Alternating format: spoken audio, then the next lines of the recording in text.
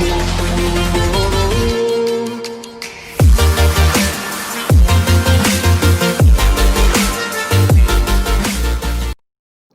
friends, welcome to my YouTube channel Mathematics Infinite। तो आज CSIR net JRF दिसंबर 2018 का question है पार्ट सी का। क्वेश्चन इस प्रकार से है, मैट्रिक्स आपको गिवन है एक और उसकी एक आइगन वैल्यू दे रखी है एक, ठीक है। तो हमें बताना है which of the following are correct. The minimal polynomial of m is ये जो आपको गिवन है। बी कह रहा है the minimal polynomial of m is ये होगा। सी कह रहा है जो मैट्रिक्स m है वो डायगोनलाइजेबल है या नहीं। डी कह रहा है m इनवर्स है वो ये होगा। तो इसके सॉल्यूशन के लिए सबसे पहले हम मान लेते हैं जो मैट्रिक्स के आइगन वैल्यूज है λ1, λ2 और λ3, ये क्या मान लेते हैं हम इस मैट्रिक्स की आइगन वैल्यूज। चूँकि हमें एक आइगन वैल्यू गिवन है वो 1 है, तो मान लिया λ1 बराबर क्या हो गया 1। अब हम इस मैट्रिक्स का ट्रेस निकालते हैं। कितना होगा देखो, -4 + 2 -2। हम जानते हैं मैट्रिक्स का ट्रेस है वो जो आइगन वैल्यूज है उनकी सम के इक्वल होता है, ठीक है। ये हमारे पास आ गई इक्वेशन 1। इसी प्रकार से इसमें हम λ1 का मान पुट कर दें तो ये अपने पास हो जाएगा λ2 + λ3 = -2। जब ये पुट करेंगे 1 उधर जाएगा तो -1, तो हमारे पास आएगा λ2 + λ3 = -3। तो ये हो गई इक्वेशन 1। इसी प्रकार से हम इस मैट्रिक्स का डिटर्मिनेंट भी निकाल लेते हैं। वो आएगा अपने पास 1 -4 -4 और +1, ये हो गया अपने पास -8 + 8 +1 और ये अपने पास हो गया 2 + 2। तो ये आया -8, ये हो गया 0, ये हो गया 4 + 4, तो हमारे पास आया -4। और हम जानते हैं कि जो डिटर्मिनेंट है वो आइगन वैल्यूज के मल्टीप्लाई के इक्वल होता है। तो मैं लिख सकता हूँ λ1 λ2 λ3 = -4। हमें एक वैल्यू गिवन है λ1 की, तो λ2 λ3 इक्वल टू हो गया, यहाँ 1 रखेंगे तो कोई फर्क नहीं पड़ेगा इक्वेशन में। तो ये इक्वेशन आ गई हमारे पास 2। अब इक्वेशन 1 और 2 को सिंपली सॉल्व करेंगे तो हमारे पास एक क्वाड्रेटिक इक्वेशन आएगी, उसको सॉल्व करेंगे तो हमारे पास λ2 आ जाएगा +1, λ3 आ जाएगा -4। तो हमारे पास सारी वैल्यूज आ चुकी हैं λ1 λ2 λ3 की। क्या हो जाएगी, एक तो होगी 1 दी हुई थी, एक 1 हमने निकाल ली है, तीसरी होगी -4, ठीक है। अब सबसे पहले हम ऑप्शन जो सी दे रखा हमें, ऑप्शन सी है डायगोनलाइजेबिलिटी, वो चेक कर लेते हैं। ये कैसे चेक करते हैं, मैंने इसके पहले एक वीडियो डाल चुका हूँ, आप iTab पर जाके देख सकते हैं, ठीक है। तो इसके लिए हम AM और GM निकालते हैं। तो हमें पता है AM1 कितनी है, कितनी बार रिपीट हो रहा है, 2 बार, तो AM2 होगी 1 की। दूसरा हमें चाहिए m - λ1 है, ठीक है, I, ये हो गया अपने पास m - I निकालना है। ये अपने पास हुआ, m में से आइडेंटिटी घटाना है, तो हमारे पास आएगा ये 1 -1 0, ये आ गया -1 1। जब m - I हमारे पास आ जाएगा 0 -1 1 2 0 4 2 1 -5।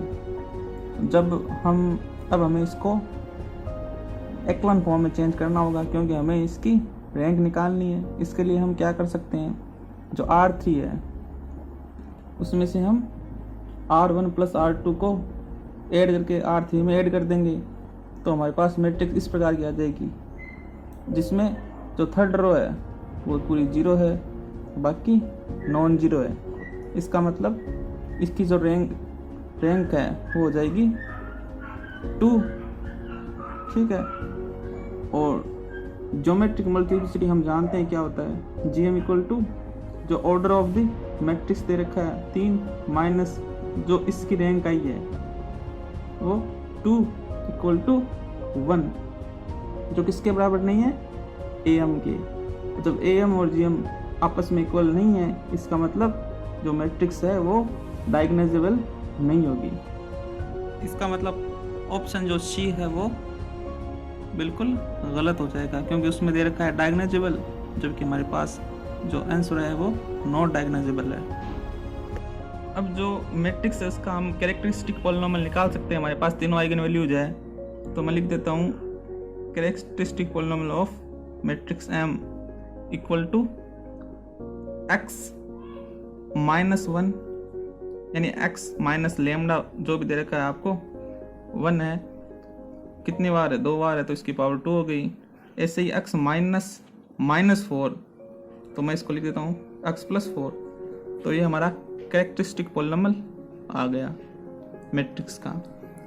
अब हमें चेक करना है मिनिमल पॉलिनोमियल। उसके लिए एक प्रॉपर्टी है छोटी सी, देखते हैं।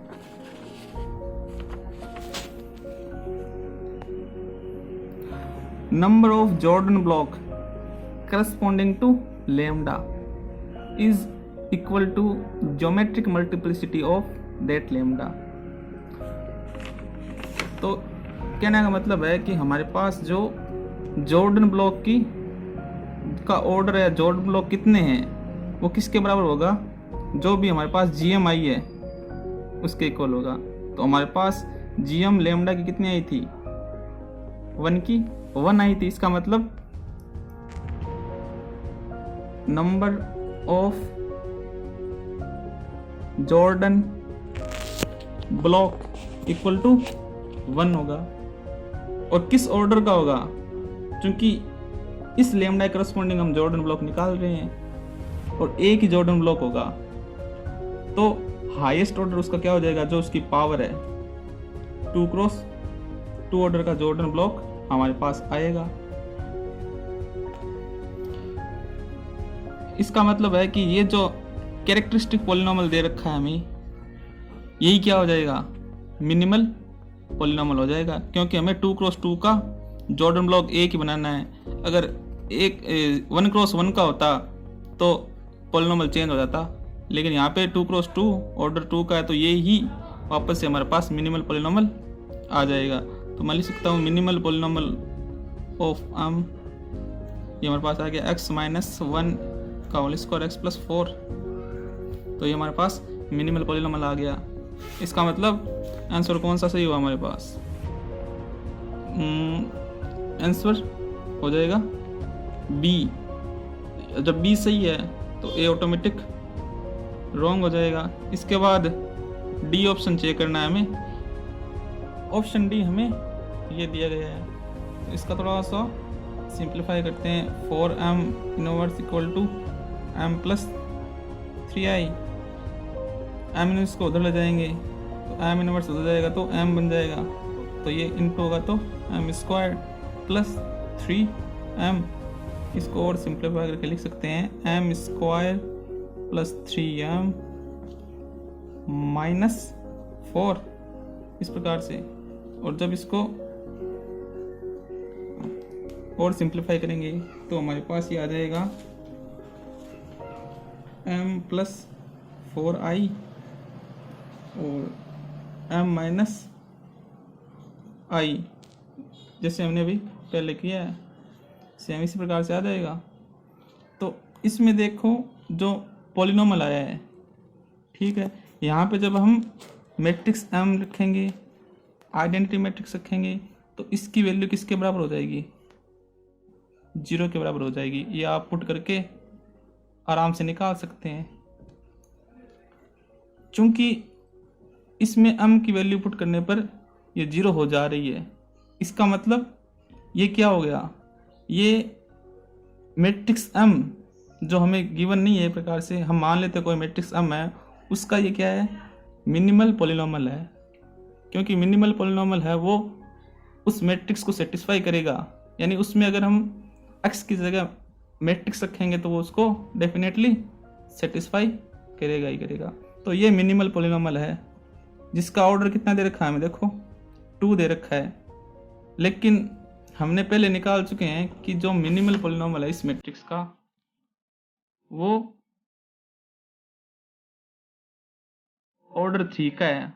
मतलब x की पावर अगर हम इसको इंटू करें तो x की पावर 2 इंटू 1 x की पावर 3 हो जाएगी।